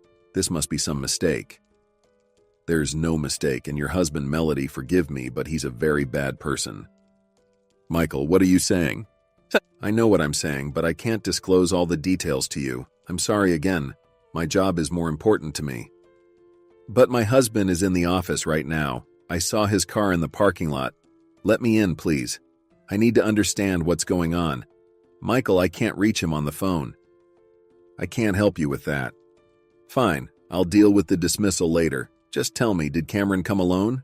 Was there a little girl with him?" The guard's eyebrows shot up and a silly smile appeared on his face. "No, there definitely wasn't a little girl with him." "Why are you laughing?" Melody shouted angrily. She realized that she wouldn't get anything here and decided to wait for her husband outside. Melody left the building and sat on a bench near the parking lot. Her head was spinning. What happened during those 3 hours while she was with her father? Where was Abby? What was wrong with Cameron? And why all of a sudden did she find out she was fired? No, that silly guard definitely messed everything up. She'll deal with him later and he'll be begging her for forgiveness. Then Cameron appeared in the office doorway. Melody wanted to rush towards him, but she froze in place. She saw Cameron holding the door for a hefty woman in an expensive suit. Then he took her by the arm, and they headed towards the parking lot. Melody recognized the woman as Mrs. Crooks, Maria. Melody hid behind a small living hedge, so the two of them didn't notice her, and they were chatting animatedly. "I'm glad, dear, that you finally decided to sort out this matter with the girl. You've been acting so strange lately," Melody heard Maria's voice. "And I'm so glad, Maria. I've been thinking for so long about how to get rid of her." And then the Child Protective Services showed up on their own. They said they found out we had Constance's child, and they came to take her away pending investigation. So I quickly packed up this girl's things, documents, handed them all over, and sent them on their way. Let them take her to the orphanage. "How long can I tolerate that brat in my house?" Cameron replied. "Aren't you sorry for her? She's your own daughter," Maria asked. "For heaven's sake, Maria, why would I need a child from some drunkard? It was just a moment of weakness." I felt sorry for her, and Melody said the child had nothing to do with it, so I took her in, but only temporarily. And then I see Melody acting like she's the mother, but it can't go on like this. "What do I need all this for when I have you?" Cameron responded. "Oh, you're so sweet," Maria giggled. "By the way, it's time for you and your wife to decide something. I've already fired her from her job. She needs to be removed from your life. I don't want to be second fiddle, you understand, don't you?" Before Cameron could say anything, Melody approached them. Maria noticed her first. "And here's Melody herself." Maria smirked. "Cameron, what's going on? What did I just hear? Explain," Melody demanded. "Darling, eavesdropping is improper," Maria replied. "But if you really want to know, then listen." And she explained that she and Cameron had been together for almost 3 weeks. Almost immediately after she took over as the boss. They love each other, they have big plans for the future, and Melody, she's just getting in the way of their happiness. Maria was narrating, and Cameron stood nearby, calmly looking Melody in the eyes, without a hint of remorse. He even smiled faintly and stroked his lover's hand. It was sickening for Melody to hear and watch all of this. It felt like she was in a nightmare. How could her husband turn out to be such a villain? "So, you've been seeing someone else all this time and then coming to me and our daughter?" Melody said, swallowing a lump in her throat. "Monstrous. You lied to me, looking me straight in the eyes. How could you do this, Cameron? And about the firing?" "It turns out it's true, and I thought the security guard made a mistake. Did you know about it and stayed silent? Moreover, Cameron himself asked me to fire you. Why would we want to see you at the firm? And here's a convenient opportunity. You're gone. My husband didn't even get a chance to sign your resignation letter. And I certainly didn't sign it. You want to take a break? Take it. I fired you for absenteeism, that's all." "What absenteeism?" Cameron, why are you silent? I was with your daughter. This is despicable. And most importantly, who took Abby? Why are you bothering me with Abby? Unexpectedly snapped Cameron. She was taken by Child Protective Services, as expected. I thought they would take her away from us when we first arrived from the village. But no, we got stuck with some overly kind idiot at CPS, so I had to play the role of a father. Didn't want to stir up trouble. Constance could have started asserting her rights, demanded a DNA test, and then we would have to pay her full support. But she settled for $2,000 a month and was happy. You said you paid her more, Melody said, bewildered. I always knew you were a naive fool. You believe anything. And then Constance went to the other side. Now no one can say the child is mine. My mother? She's a drunk, not reliable. You? Who's going to listen to you? And I never intended to acknowledge this brat, and then everything fell into place. You went to your dear old dad, and CPS showed up. So I said I was just in friendly terms with Constance. That's why I was watching over the kid. And no one bothered to check that piece of paper. That's it. Freedom. I found a place for your Abby. Don't doubt it. Where's the girl now? Don't know. In some shelter. Oh, and one more thing. Now that you know everything, I have a huge favor to ask. Please, by evening, just vacate the apartment. What do you mean? Melody exclaimed. The apartment was bought by both of us on mortgage, and we paid the down payment from the money my father gave us. What are you talking about? Cameron smirked. And where is it documented that your father gave us money for the mortgage? There's nothing, no paper. And in courts, they don't trust words. It's your apartment, right? How will you pay for it? Forgot that you're unemployed now, so vacate my apartment by the evening when I come back from Maria's. By the way, I'll file for divorce myself. Where will you get the money to pay the court fees? I can't believe I once believed in you, Melody whispered barely audibly. She turned around and walked away, and behind her the two of them, laughing smugly, got into Cameron's car. Melody returned to the apartment, not knowing what to do. She wanted to rush out immediately to look for Abby, but she remembered Cameron's words. There was no strength to stay in this apartment. Melody packed her suitcase, glanced back at the threshold, and smiled. She had once left before, back when Constance showed up on their doorstep. Melody had forgiven and forgotten everything then, and for what? Or was it not in vain? After all, otherwise, she would never have met the sweet little girl Abby. Thoughts of the girl stabbed at Melody's heart. Where is this little girl now? No, Melody will definitely find her and do everything to get the girl back. She couldn't betray her, even if her own father did. When Melody appeared at her father's doorstep, Roll immediately sensed that something terrible had happened. Something with Abby? He asked. And with Abby as well. His daughter burst into tears and told him everything that had happened. Within a few hours, Melody's life had turned completely upside down, and she didn't know what to do next. Roll and Mabel listened to her, then comforted her and thought about how to help. Her father suggested suing the employer, but this idea was dismissed immediately. Melody wouldn't be able to prove anything, as the company had good lawyers, and Maria, determined to destroy her rival, had clearly taken precautions. Filing a lawsuit against Cameron over the apartment dispute wouldn't work either. After all, Melody was now unemployed. Yes, Cameron was right. She wouldn't be able to pay the mortgage. We need to try to get Abby back, Melody decided. Her father and stepmother were skeptical. They doubted that Abby would be returned. This could be fought for if the child was theirs. But who was Abby to Melody? Just a stranger's child. Nevertheless, Melody decided to at least find out where the girl had been taken. A couple of days later, feeling slightly calmer, she began her search. The authorities refused to talk to her, despite Melody's pleas and appeals. So she began visiting the city's shelters day by day. There were several, but not too many. At each one, she simply walked around, waiting for the children to be taken out for a walk, and carefully scanned the area for her daughter over the fence. She had no luck in 3 shelters, but in the 4th, fortune smiled upon her. Approaching the orphanage when the youngest group was out for a walk, the children were noisy and playing. Occasionally, the teacher would scold them sternly. Suddenly, Melody noticed a girl sitting in a gazebo, away from the others. She squinted and her heart skipped a beat. It was Abby. Melody wanted to call out to her, but at the last moment, she realized it would only make things worse. She'd either be chased away or the police would be called. Besides, Abby might get upset. Just then, two women emerged from the orphanage gates. Melody overheard a snippet of their conversation. The women, apparently kitchen workers, were lamenting the increased workload because the dishwasher had quit, leaving them to do her job for a pittance. Melody decided to approach the orphanage director. She told the guard at the entrance that she was there about a job. He let her in and directed her where to go. In the director's office, a woman listened to Melody. "And you want to work here?" she asked incredulously. "The dishwasher's salary is $1,000 a month. It's laughable. And you, a young woman, I don't believe you can't find another job. You're dressed decently. You even have a manicure. What kind of dishwasher are you?" Melody realized that her plan had completely failed.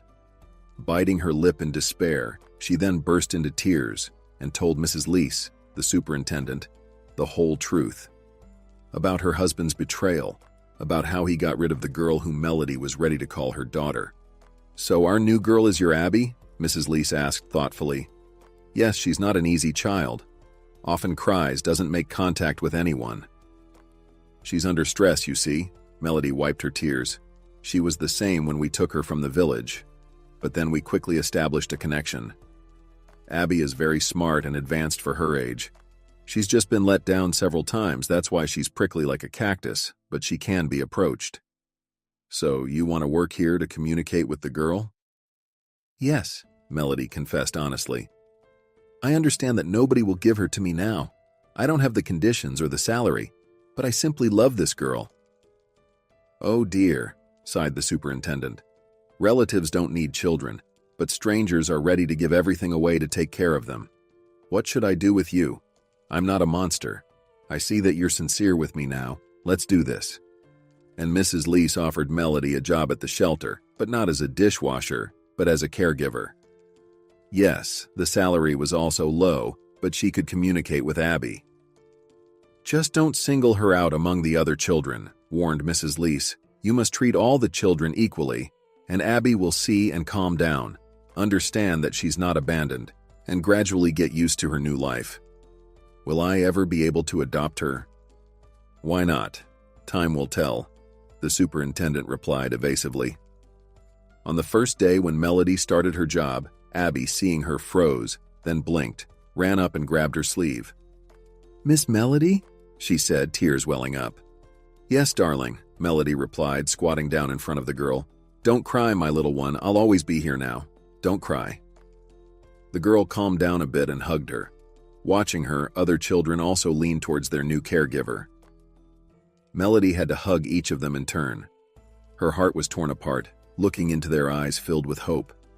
Maybe this miss would love him her exactly. Yes, the superintendent was right. She couldn't single out one child. In the future, Melody tried not to openly show her feelings towards Abby and could only sneak treats into Abby's pocket, stroke her head, or give her a kiss. So a month had passed. During this time, Melody received divorce papers, appeared in court, and reclaimed her maiden name. She had only seen Cameron once in court during this time. He appeared confident, smirked at Melody, and at one point she even spotted him with the new owner of the company, Maria, waiting for him by the car. Melody noted to herself what an unpleasant woman Maria was. Too plump, too brazen, and much older than Cameron. What had he seen in her? Money. Yes, he clearly set his sights on her millions. What was he before Mr. Crooks? Just a department head. But with Maria, he could become a manager.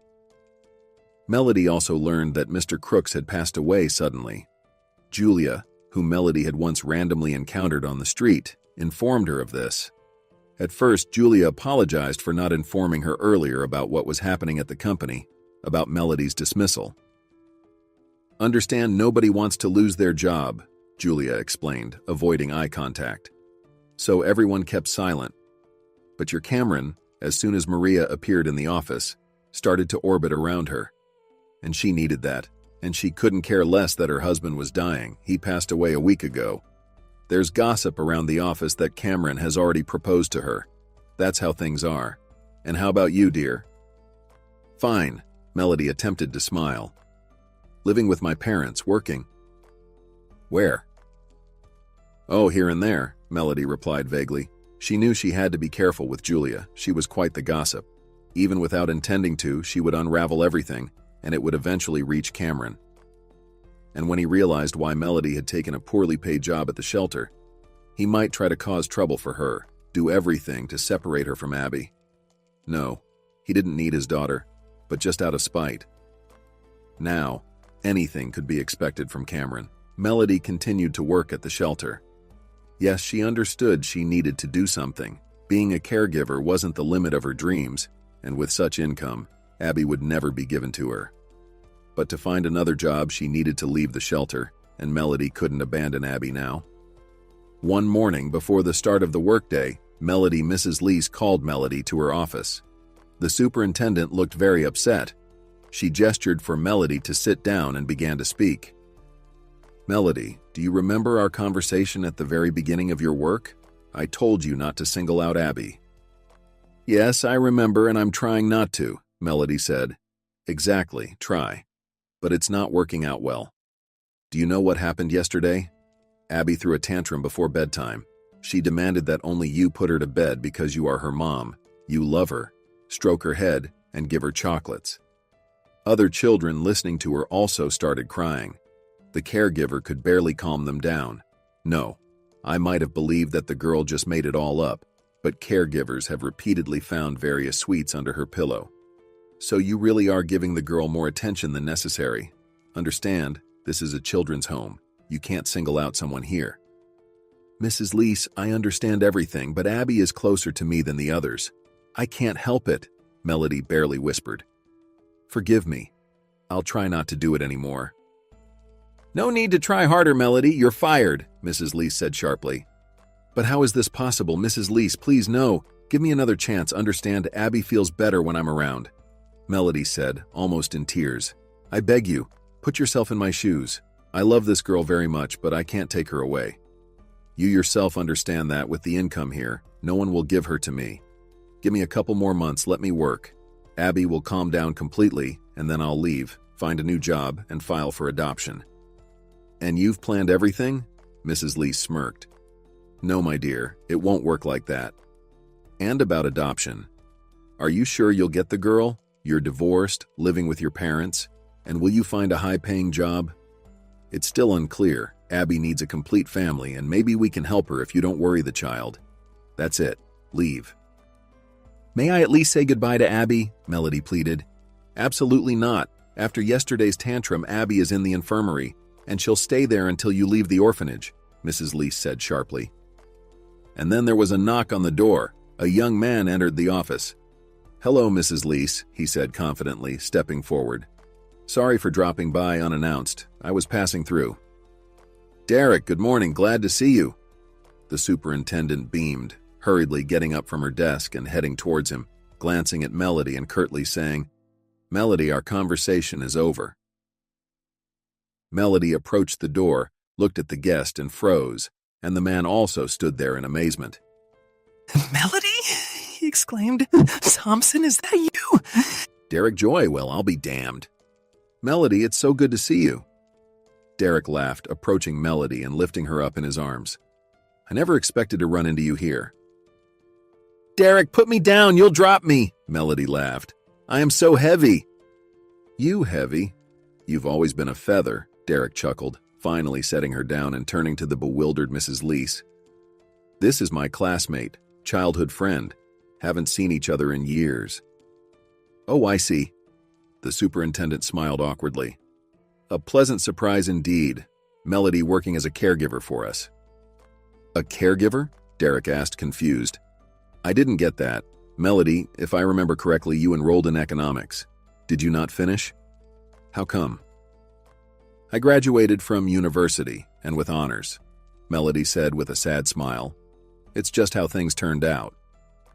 Well, that's very interesting. Melody, will you tell me everything later?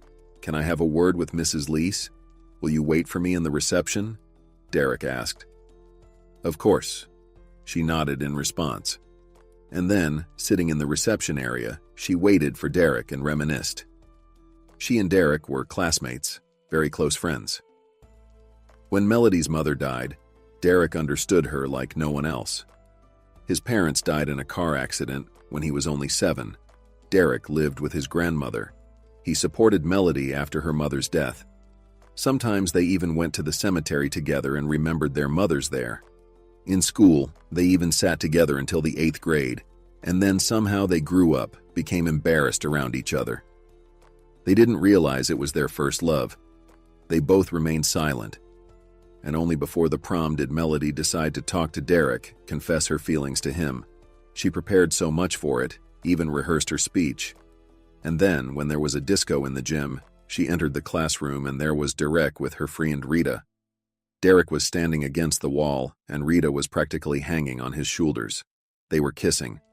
Seeing this, Melody ran away. She cried at home, hugging a pillow.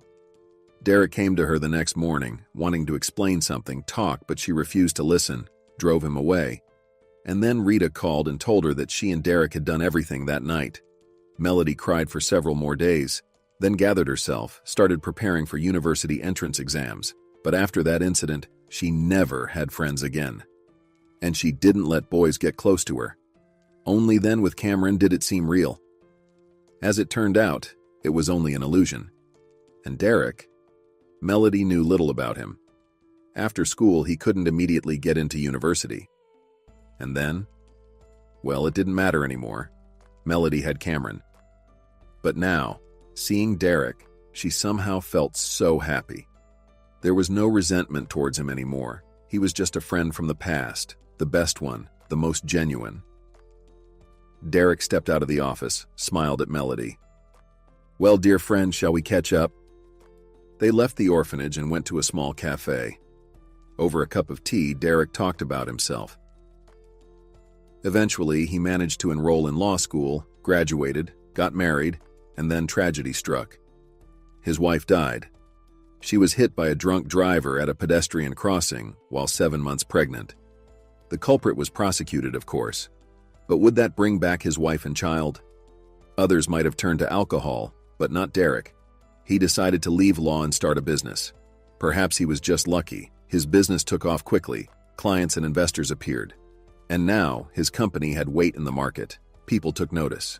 Melody shared about herself, her work, her husband's betrayal, and why she ended up working as a caregiver at the orphanage.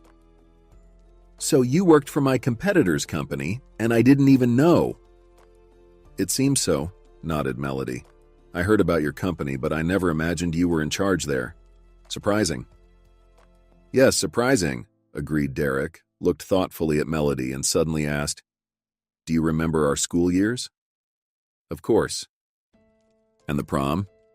"And the prom, although I'd rather not remember that." "Me too," Derek admitted. "I was planning to tell you something important then. I was waiting for you in the classroom, and then Rita came in, hung on me, started kissing me. Then I saw you standing in the doorway. I got so flustered, and then Rita and the champagne hit me. I decided not to chase after you, but in the morning, I came. I remembered your eyes in the classroom, realized what I'd done, wanted to fix it all, but you drove me away. Rita told me then that you two had something going on," Melody said with a sad smile. "There was nothing. We danced at the disco later and I went home." They looked at each other. "Melody, we were so foolish. Why didn't we talk openly back then?" "I don't know," she replied. They were silent for a while, then Derek sighed and nodded. "Well, what's done is done. But now I won't just leave you like this. The superintendent told me you want to adopt a girl, but there are difficulties. Is that true?" "Right now, no one will give her to me. I won't even be able to see her now. Mrs. Lease fired me." "How did you come to that conclusion? She praised you so much. You were practically the best employee there. No, she definitely didn't fire you. Probably she realized who you know." "Who do I know, apart from the owner of a large trading company?" Melody asked. "A benefactor and sponsor," Derek said with a sad smile. "As I became more successful, I made a promise to myself to help those who are struggling now. I oversee this orphanage. I bring them groceries, equipment, help with money, and I also help the House of Mercy and the animal shelter. That's it. You have a kind heart. It's not about that. I just believe that if I have the ability to help, then I'm obligated to do so. That's all. And now I understand that you and this poor little girl need my help the most. Derek, but no one will give her to me now.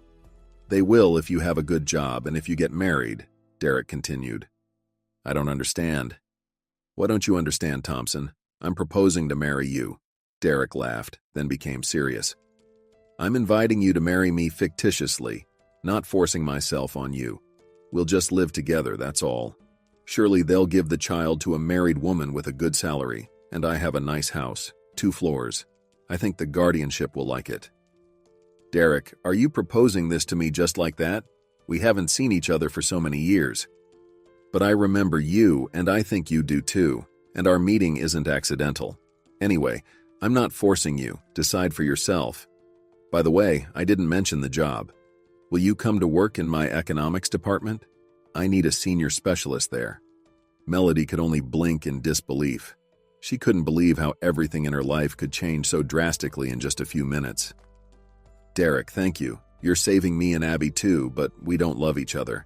Maybe there were feelings between us back in school that we never confessed to each other. But now everything's different. We're adults, we each had our own lives. Derek, I'm afraid it won't work out for us. If it doesn't, we'll divorce, Derek calmly replied. I'm telling you, let's get married fictitiously. Time will tell. I think it's all perfectly thought out. You'll have a decent job, the girl with you, and a wonderful husband by your side. And I, by the way, will benefit too. You cook well, don't you? I'll save on a chef. You joker, Melody laughed. And how? Derek winked. Got the documents? Let's go file the application. So unexpectedly, that day, Melody became a bride again. When Roel found out that his daughter was getting married again, he was furious. Where was she rushing to? Melody convinced him that this marriage was just a formality. She needed to get Abby out of the shelter. Moreover, the groom was known to her father, that very Derek, her classmate. I remember that classmate of yours, Roel grumbled. You ran away from the prom back then, and then cried. Do you think we didn't see that and we just didn't interfere? Dad, Derek and I cleared everything up about that evening. We were both foolish. We should have clarified everything right away, but we each showed our stubbornness. That's all.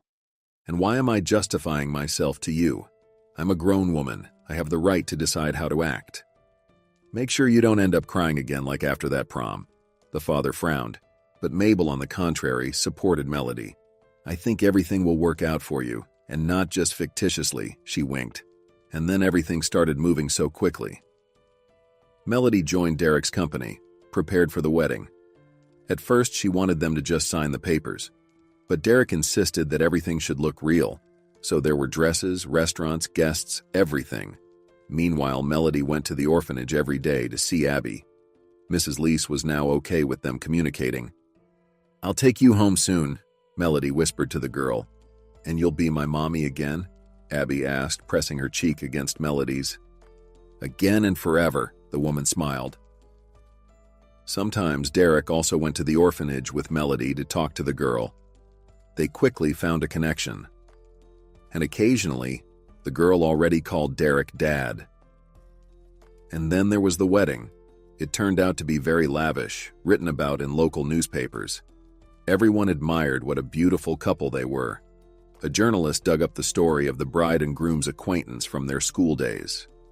Childhood acquaintances reunited. So romantic. And after the wedding, Melody and Derek realized that there would be no fictitious marriage between them. Their childhood feelings suddenly flared up with new force, transformed, and turned into true love. Only now did Melody realize that she had loved Derek all her life, and Cameron in her life was just a mistake. But if it weren't for Cameron, she wouldn't have her wonderful daughter now. Abby's guardianship was handed over without any problems, and the three of them became a real, strong family. Only one thing worried Melody. She still hadn't told Derek about her health problems. She was afraid. But eventually, it all worked out. Derek listened to her and then said that it changed nothing between them. Yes, they would seek help from the best clinics in the country, but if that didn't help, they already had Abby. What more did they need? A year had passed. Melody was working at Derek's firm. Things were going great. Abby attended daycare, and in her free time she enjoyed swimming and drawing. Maria's company was no competition for Derek's firm. It remained far behind. And lately, judging by the ratings, things there were getting worse and worse. Melody sometimes glanced at such information, just out of curiosity. She knew that Maria also ran the company, and Cameron, as he had dreamed, became the manager. But clearly it wasn't doing any good. Then one day, Melody received a call from an unknown number. From the first word, she knew who she was talking to. Cameron, Melody was surprised. What do you want? Yeah, just wanted to know how you're doing. Heard you got married. Yeah, I did. Melody, let's meet up. I have a business proposition for you. Business? She smirked. All business is at work. Come by, we'll talk. No, let's go to a cafe. It's very important. Trust me, it's important for you too. I have an excellent offer for you. Melody felt nothing for her ex-husband. Well, maybe she did resentment. Even her happy marriage with Derek didn't heal the pain from how Cameron treated her. Betrayals, treachery, and essentially theft. After all, he used Melody's father's money to buy an apartment, then kicked her out. And now he dared to call her and offer something. In the first second after hearing his last sentence, Melody wanted to tell him off, but she stopped herself. Let's meet, she replied as indifferently as possible. It was just curious what this scoundrel could offer, how he would look her in the eye. They met. Cameron looked guilty, constantly sighing and sadly looking at Melody. He timidly handed her a bouquet of roses. She took the flowers indifferently and asked why he called her. And then Cameron broke down. He began to swear his love to Melody. Melody, I've realized everything. I understand that I hurt you. I've been tormented, suffering without you all this time. Really? She chuckled. You may not believe me, be angry with me. But I know you love me too. You got married out of spite toward me. But you can't live without me either. Melody, we should be together. How do you imagine that? I'm married, you're married. You married your Maria, didn't you? I did, but that doesn't mean anything, Melody. Everything can be fixed, I know how. Melody decided to play along. She smiled at Cameron, touched his hand. I knew you'd come back. My dear Melody. He took her hand and began to kiss it, and Melody smiled, although she wanted to slap Cameron. She realized that Cameron didn't just ask to meet her out of nowhere and was now pretending to be in love. He needed something from her. Melody already understood that, so she discreetly turned on the recorder on her phone. Cameron, I agree with you. We made mistakes. I feel terrible without you. But what do we do now? We're not free, Melody sadly said. And my new husband, he's a very influential person. He can destroy us, leave us with nothing. Cameron, I don't want to live in poverty. My dear, I've thought of everything. You have access to your husband's accounts, to all his business affairs. You'll leak me all the information. I have good computer specialists, they'll help. We'll transfer all the money from your husband's accounts to offshore and leave this country. Melody will be happy. And your wife? What about her? I can't stand looking at her, a fat cow. She's stupid too. I've had control over all the company's affairs for a long time. I've already prepared most of the funds to transfer to my accounts. Her father is the only one getting in my way. The old fool just won't die. What can you do about that? Ha, I can do a lot. I've already swapped his medication a month ago. He'll croak soon, I'm sure. And then we'll do everything. And we'll leave, my love. Melody listened to Cameron and couldn't believe that this monster was once her husband. But why did he suddenly tell her everything now? It was simple. There must have been another plan. Melody smirked and then suddenly asked, "And what will you do with me afterwards?" Melody, what are you talking about? We'll leave together and live happily. I don't believe it, she shook her head. Cameron, you only love yourself. And what you're offering me now is just part of your plan. You clearly intend to get rid of me. You're wrong. I love you and I always have. Really loved me, huh? So much that in one day you ruined my life, took everything away, even our child? You didn't care about my feelings. Not then, not now. I don't believe you. By the way, don't you want to know how Abby is doing? Abby? Yes, Abby. Your daughter. I don't consider her my daughter. But I do. Derek and I adopted her and Abby lives with us. She's a very smart and talented girl. I see. Derek and I. So you deliberately called me out for this confession? What scum you are. My teacher was good. She smiled and got up from the table. It was interesting to hear you, enlightening. In conclusion, I want to say that I love my real husband. I feel sorry for your Maria, but I despise you. Everything you heard here is a lie. You won't prove anything, Cameron shouted after her. Melody just waved her hand at him and left, and in her pocket lay a phone with a recording on. She walked away, smiling. She had such leverage over Cameron. She needed to think about how to use it. But at home, another surprise awaited her. Derek told her that there would be a meeting at the town hall tomorrow where businessmen were invited, followed by a reception. We're going together, Derek said. By the way, Cameron and Maria will be there too. I saw the guest lists. Melody, I understand you find this unpleasant, but all the wives will be there, so we have to go. Honestly, I don't understand why they were invited. Things are getting worse for them. Perhaps Maria's father is trying to support his daughter somehow. He probably thinks the city government will pay attention to them and provide some grant for development, but I doubt it. So Cameron and Maria will be there. Melody smirked. Will the police be there? Are you planning to take them down or something? Derek joked. Darling, don't stoop so low, they'll punish themselves. But we can help them a little, Melody said, and she told him about meeting Cameron, about their conversation. Then she played the recording from the dictaphone. What a scoundrel, Derek exclaimed. He's robbing his wife, poisoning his father-in-law, trying to deceive me, and swearing love to you. Melody, I'm upset that you met with this scumbag. What are you trying to achieve? I want him to answer for his actions. Yes, you're right, we need to go to the police. Derek reached for the phone, but Melody suggested another, more effective option. These recordings are not enough. We need to prove even more that it's real, and Cameron needs to expose himself. You just want revenge, Derek bitterly chuckled. Melody, do you still feel something for him? No, why would I? Melody exclaimed.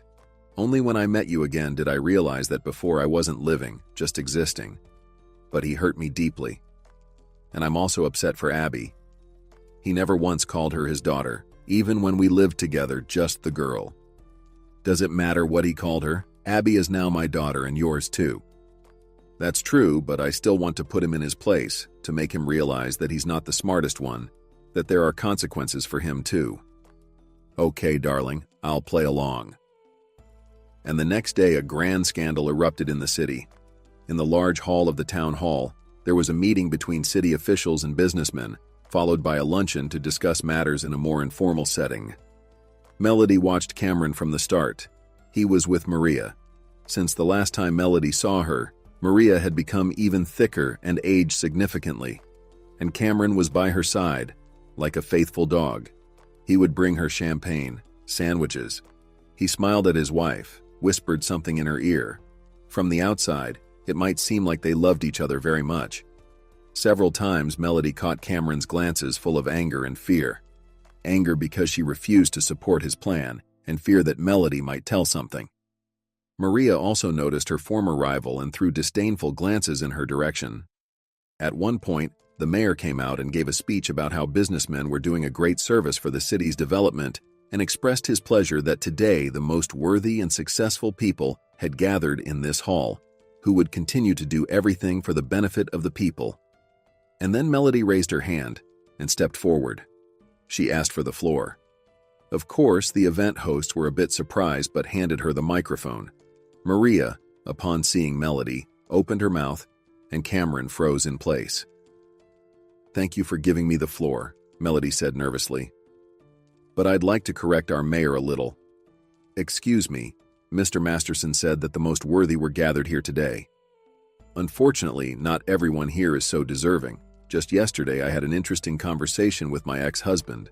I suspected something was amiss, so I went to meet him with a recorder. Anyway, I won't retell everything. Here's the recording. Have a listen. Melody held the phone up to the microphone and played yesterday's recording. Everyone in the room listened to what Cameron was saying. Soon, murmurs spread through the crowd. Everyone was wondering whose voice it was, and then Cameron couldn't take it anymore. "Shut up!" he shouted and lunged at Melody with his fists. "It's not true, it's a lie!" Derek intercepted him. Police officers quickly arrived and apprehended Cameron, who kept struggling and yelling threats at Melody. Then Maria approached him. "Is this true, Cameron? Is this how you repay me for making you a man?" she asked. "It's true, daughter," a voice was heard from the crowd. Everyone parted, allowing an elderly man with a cane to pass through. It was Maria's father, Mr. Fuller. The old man explained that Derek had called him yesterday, suspecting that his son-in-law was poisoning him. Mr. Fuller didn't believe it at first, but sent his pills for express analysis. The results came today. There was a small amount of poison in the pills, gradually bringing Mr. Fuller closer to death. "I came straight here from the lab," the old man declared. "I wanted to look this scoundrel in the eye. Derek told me his wife wanted to publicly expose the criminal. I thought it was all in vain, but it turns out it wasn't. Cameron, you're a criminal, do you understand?" Cameron blushed, whimpering something. The police escorted him out of the hall. Everyone present quietly conversed, discussing what had happened. Melody approached Derek and whispered with a smile, "It turned out pretty well." "Not bad, just not sure what comes next," Derek replied quietly. "Will our actions be approved or condemned? Maybe we should have quietly gone to the police?" Then the mayor spoke up.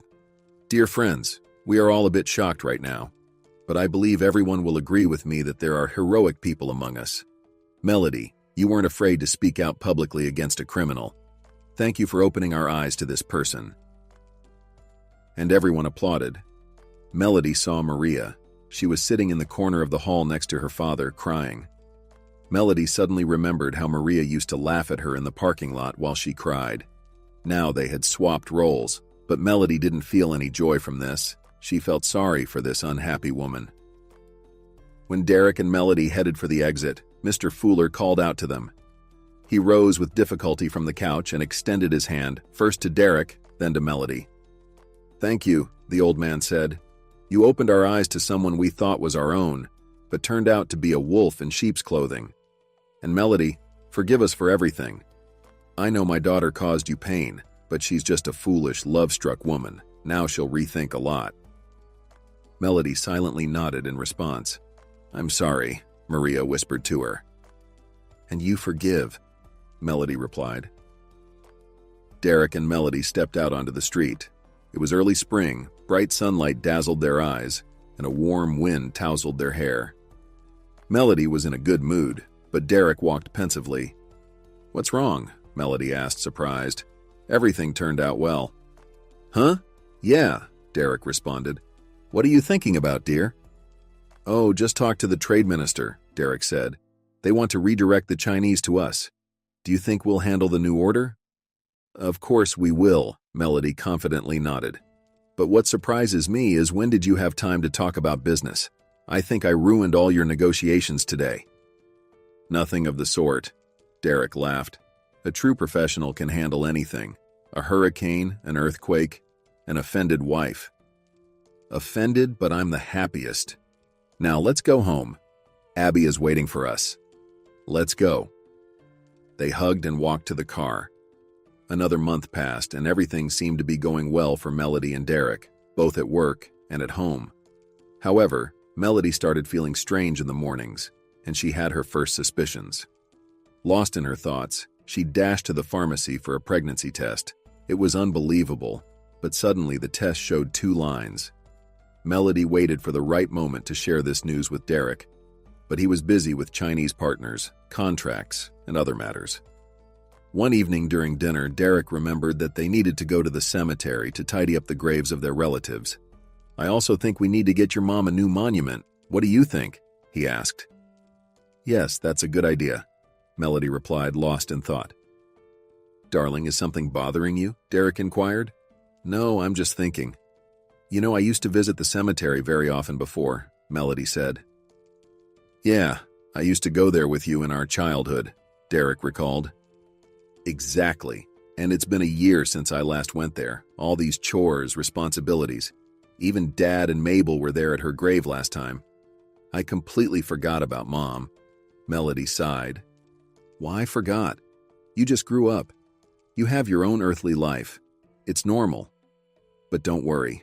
We'll go there in a few days, see what's what. Derek reassured her. I won't go this time, Derek, Melody said sadly. Then her eyes sparkled, and she smiled. I can't go to the cemetery now. There's a superstition. What superstition? Derek asked, surprised. It seems we're going to have a baby, Melody announced. Melody, my Melody, Derek exclaimed, picking up his beloved in his arms. Careful, you'll drop me? Melody laughed. I'll always hold you, my girl. Suddenly, they heard Abby sobbing. The little girl had been sitting at the table watching her parents all this time. Abby, what's wrong? Derek and Melody said in unison. Mom said she's going to have a baby. What about me? Am I not needed by you now? Abby asked tearfully. What are you talking about, sweetheart? Melody laughed.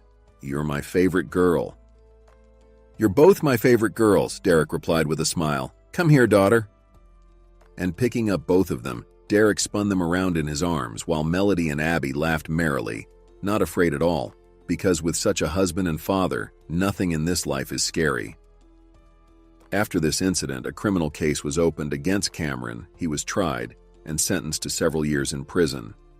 They said he was serving his sentence in a prison not far from where he was born. No one visited him except for one old lady. Melody realized it was Mrs. Hanson's mother. She was still alive then. And it turned out that her wayward son was only needed by her.